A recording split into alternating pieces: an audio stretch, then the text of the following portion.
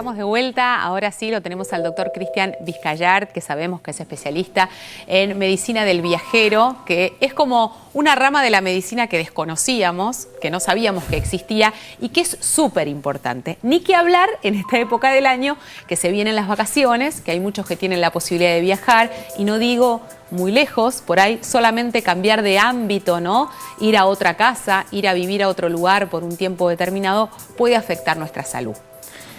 Me pareció algo interesante el bloque que estuviste con el doctor Bosovich, el tema de la vacunación antigripal en los grupos que están en riesgo de sufrir complicaciones. Y tenemos que tener en cuenta, a lo mejor cuando viajamos y nos desplazamos, que interactuamos con otras personas que pueden estar, en este caso, eliminando el virus de la gripe. Claro. Y quienes tengan que recibir la vacuna deben hacerlo.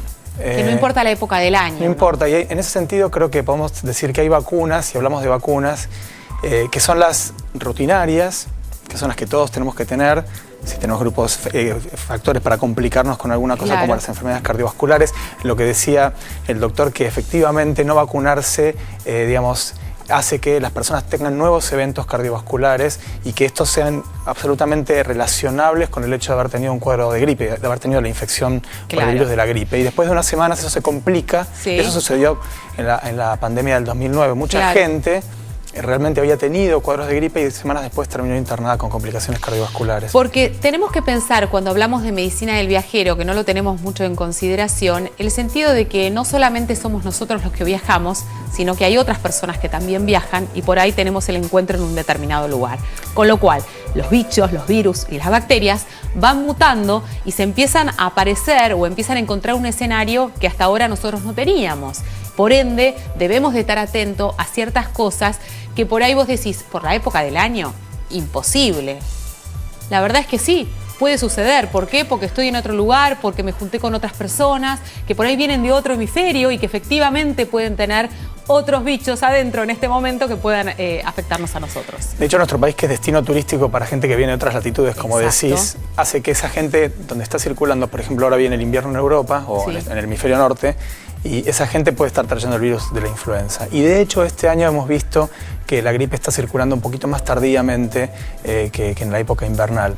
Respecto a lo otro que decías, los viajes y las circunstancias de interactuar con personas y con agentes infecciosos, para ir un poco a la noción de lo que querías decir, que no necesariamente es viajar lejos o viajar a otros países, claro, sino que desplazarse por nuestro país también implica algunos riesgos potenciales para la salud. Y lo primero que se me ocurre es, por ejemplo, cuando uno viaja al sur en esta época, al comienzo de la primavera o en esta época todavía, y viaja o al Bolsón o a Bariloche o a San Martín y está en contacto con excretas de roedores, eso puede significar adquirir hantavirus, por ejemplo. Se me ocurre como un ejemplo. Es algo que también los que vivimos por ahí en las grandes ciudades no tenemos referencia a esto y es algo que muy, pero muy importante y que tenemos que saber que existe.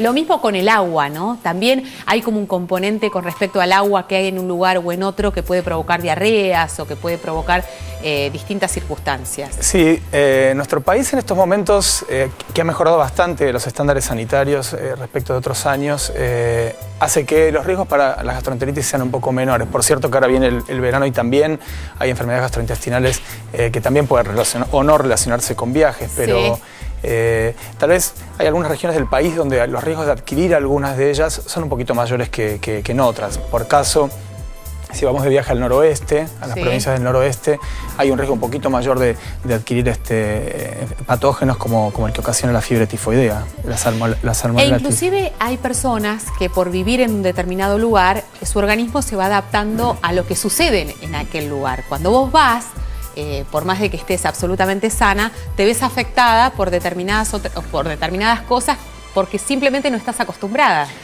La flora, digamos, cuando viajamos a todos, de alguna manera todos nos enfrentamos con cepas de una bacteria que ya tenemos, la más común es Escherichia coli, nos enfrentamos a otras cepas de Escherichia coli que son diferentes de las que tenemos, claro, en nuestro lugar. Y eso puede hacer que si uno hace muchos desarreglos alimentarios, esto está bien sabido, que la diarrea del viajero, así se llama, es más frecuente dentro de la primera semana de un viaje y, por supuesto, a destinos donde hay alta posibilidad de adquirirla, que son los países menos desarrollados. En este sentido, Argentina no está entre los peores, digamos. Hay otros países... Cristian, ¿qué pasa con los bichos? Que también es algo que en general preocupa mucho. Determinados lugares también tienen bichos autóctonos que nosotros no conocemos, que no sabemos cómo prevenirnos y no sabemos inclusive lo que puede provocar en nuestro organismo, ¿no? Y ahí es importante, siempre le decimos a los viajeros que en general el problema de salud que pudieran tener en un viaje va a ser algo no tan exótico probablemente. Y nosotros, quienes nos dedicamos al manejo de las enfermedades infecciosas, sí tener presente que si esa persona estuvo en un lugar, en un destino exótico, es posible que vuelva con una enfermedad rara. Pero esto afortunadamente es muy poco frecuente. Malaria, sin ir más lejos, hantavirus. Comentábamos hace algunas emisiones el tema de la enfermedad del sueño en África, un cazador que volvió con enfermedad del sueño. Después de que estuve acá, justo tuvimos un caso, que por cierto fue el primer caso que se presentó en Argentina, pero eso no es lo más frecuente. ¿Qué es lo de la mosca tsetse? La mosca tsetse. Ahí veíamos Perú y el Cusco, el tren que va a Aguascalientes. Bueno, los viajes a Perú, si uno viaja a Perú, hay algunos riesgos un poquito más incrementados para las enfermedades gastrointestinales, algunas enfermedades causadas por bacterias que son muy propias del Perú. Hay que consultar. Supongamos que nosotros decidimos no vacacionar en la Argentina y decidimos ir a otros lados, como estamos hablando en este caso puntual, el destino sea Perú. Debemos de consultar previamente, por ejemplo, a través de la página del Ministerio, si existe alguna vacunación prevista para una determinada región del mundo. Sí, cada región del mundo tiene escenarios epidemiológicos que hace que haya algunas vacunas que son más recomendables que otras. Además de las rutinarias, supongamos uno viaja a destinos donde todavía hay alta transmisión del virus de la hepatitis A. Recordemos que en Argentina, desde la incorporación de la vacuna contra la hepatitis A al calendario nacional de vacunación en 2005, la circulación del virus de la hepatitis A disminuyó dramáticamente y entonces Argentina cambió un poquito la epidemiología de la hepatitis A. Entonces, de a poco vamos a tener población susceptible de tener el virus y que va a tener que viajar a otros lados del mundo donde todavía el virus circula. Así que este tipo de vacunas que son las que denominamos recomendadas. Y luego hay vacunas para situaciones muy especiales. Yendo a lo que me preguntabas, la vacuna contra la fiebre amarilla es la única vacuna que está sujeta al Reglamento Sanitario Internacional. Es decir, países que firman el Reglamento Sanitario Internacional pueden, en este caso la Argentina, que tiene una pequeñísima área endémica en el norte del país, exigirle a los viajeros desde la Argentina que se vacunen antes de viajar a esos países. Fenómeno. Eso es exigible por el Reglamento Sanitario Internacional. Los peregrinos que viajan a la Meca tienen que estar vacunados porque la autoridad del Reino de Arabia solicita que estén vacunados contra el meningococo, por ejemplo, porque bueno, ese hacinamiento que implica millones de personas a lo largo de poquísimos días hace que haya alta transmisibilidad del meningococo. Fenómeno. Sergio, querías preguntar. Sí, Cristian, justamente con respecto a la vacuna de la fiebre amarilla, si yo ya me la apliqué hace 1, 2 o 3 años, ¿tengo que volver a aplicármela? Y por otro lado, ¿a partir de qué edad se puede aplicar? La vacuna la podemos aplicar a partir de en realidad en situaciones epidemiológicas que lo hagan necesario desde los 6 meses. Decimos que entre los 6 y los 9 meses de vida es una precaución para la vacunación y la vacuna se puede dar con seguridad a partir de los 9 meses de vida. En Argentina también está en el calendario nacional de vacunación y se da al año de vida con las vacunas correspondientes a ese momento. Este tipo de vacunas, y está relacionado con lo que te está preguntando Sergio, se dicen que tienen como efectos secundarios determinadas vacunas que pueden ser riesgosas para determinada población. Yo recuerdo, no sé, mi mamá que se tenía que vacunar contra la fiebre amarilla y que había un gran debate entre el médico si había o no que vacunarla porque esto podía tener efectos secundarios en la salud. Sí, efectivamente es así. La vacuna raramente puede producir, más o menos, la frecuencia es bajísima. Lo que pasa es que cuando se presenta es algo bastante dramático. Es un virus vivo, el de la vacuna, y en los últimos años hemos visto, no sabemos muy bien por qué, ha habido reportes desde el año 2001 de tres tipos de situaciones. Por un lado, reacciones alérgicas bastante fuertes a la vacuna, reacciones anafilácticas, decimos. Por otra parte, una enfermedad que se llama enfermedad neurológica, es decir, meningitis o encefalitis por el virus de la vacuna, o otras enfermedades como el síndrome de Guillain-Barré, que son enfermedades autoinmunes que parecen estar gatilladas por el estímulo de la vacuna. No el virus en sí mismo de la vacuna, sino el sistema inmune que reacciona a eso. y otro conjunto de enfermedades que se llaman viscerotrópicas, la llaman la enfermedad viscerotrópica por la vacuna, que es literalmente como una fiebre amarilla causada por el virus de la vacuna. Entonces, ¿en quiénes se presenta con más frecuencia esto? Esto lo sabemos, se sabe, y se definen que las enfermedades de una glándula que tenemos en el cuello, que se llama el timo, que participa de la maduración de los linfocitos, la enfermedad del timo es una contraindicación para la vacuna porque se ha visto que las personas que no tienen timo, que se los han extirpado quirúrgicamente o que han tenido algún tumor del timo, están más expuestas a tener esta enfermedad viscerotrópica. La edad, Sergio me preguntaba si la gente se revacuna, ¿qué sucede? Si la gente se vacuna después de los 60 años, este riesgo aumenta bastante y eso se cree que es en relación con el envejecimiento fisiológico del sistema inmune.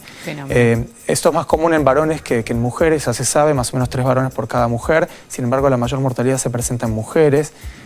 Curiosamente, no se sabe muy bien por qué, pero las mujeres entre 20 y 29 años que tienen esta enfermedad tienen mayor mortalidad que el resto de la población.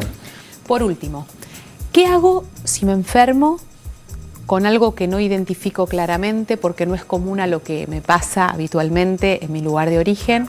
¿Voy a un centro de salud del lugar o llamo al médico que me atiende a mí habitualmente para consultarlo a él antes de ir a un centro de salud? Supongamos que estamos en otro país.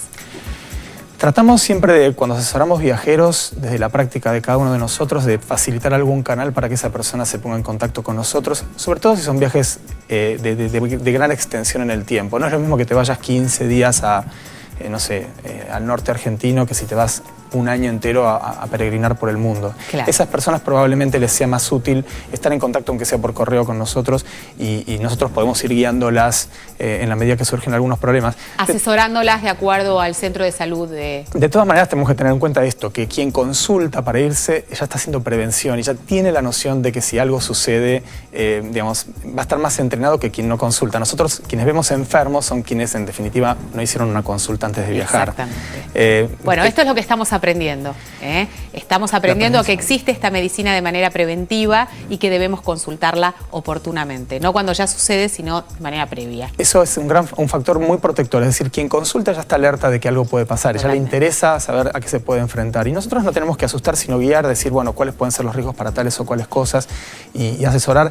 Como siempre digo, primero en medicina no hay que dañar. Primum non nocere. Esa es una de las cosas que tenemos que tener los médicos siempre en la cabeza antes de tomar cualquier tipo de decisión en medicina. Y a propósito de esto, y lo tomo como ejemplo simplemente para saber que estas cosas existen y lamentablemente después hay una muy mala información que rodea a determinados casos.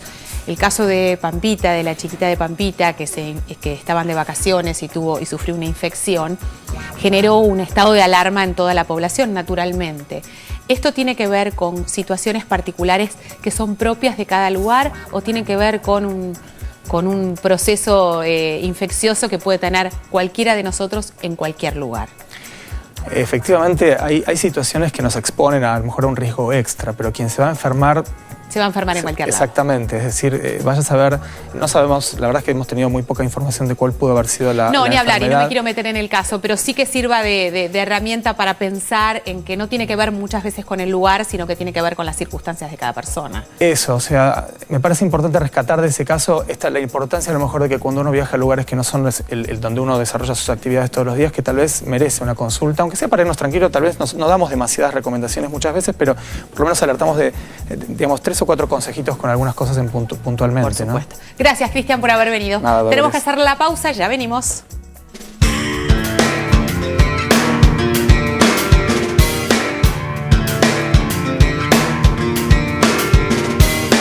Hear the sound of music drifting in the aisles.